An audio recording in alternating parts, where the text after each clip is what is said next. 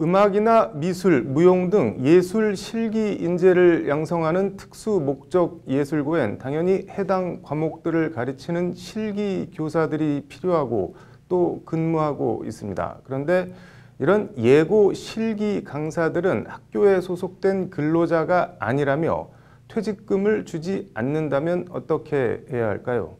법률구조공단 사용 설명서, 오늘은 실기 강사의 근로자성에 대해 전해드립니다. 신세아 기자입니다.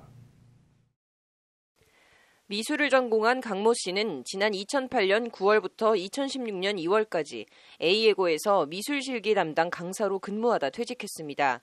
정규 수업 시간은 물론 방과 후 수업 시간까지 맡아 8년 동안 근무했지만 학교 측은 실기 강사는 학교에 소속된 근로자가 아니라며 강 씨에 대한 퇴직금 지급을 거부했습니다. 강 씨는 노동부에 진정을 냈지만 학교는 예고 실기 강사의 근로자성이 부인된다는 판결 및 행정 해석을 제시하며 퇴직금 지급을 거부했고, 강 씨는 법률구조공단을 찾아 도움을 요청했습니다.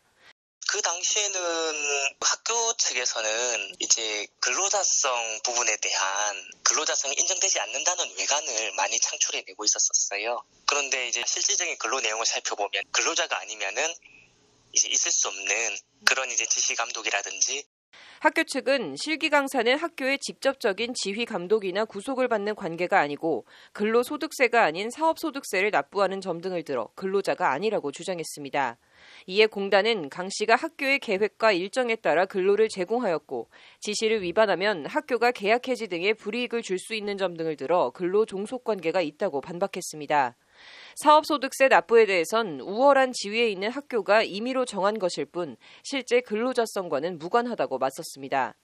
1심 법원은 공단 주장을 받아들여 자신이 담당한 실기 수업 외에도 학교 측의 지시에 따라 다른 업무들을 수행한 점 등을 들어 학교에 소속된 근로자가 맞다고 판결했습니다.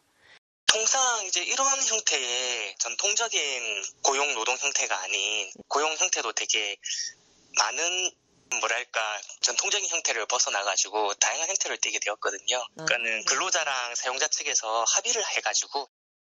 항소심에서 학교 측은 실기 강사 강 씨의 근로자성을 인정하고 퇴직금을 지급하는 것으로 강 씨와 화해하고 사건을 종결했습니다.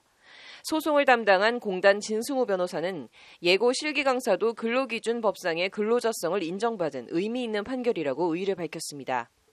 실기 강사의 근로자성을 인정하는 판결례를 찾아보기 어려웠던 것이 사실입니다. 그런데 이 사건에서는 예술고등학교 실기 강사의 구체적 근로조건에 따라 근로기준법상의 근로자성이 인정될 수 있다는 법원의 판단을 명시적으로 끌어낸 점에서 그 의미가 있다고 할 수 있겠습니다.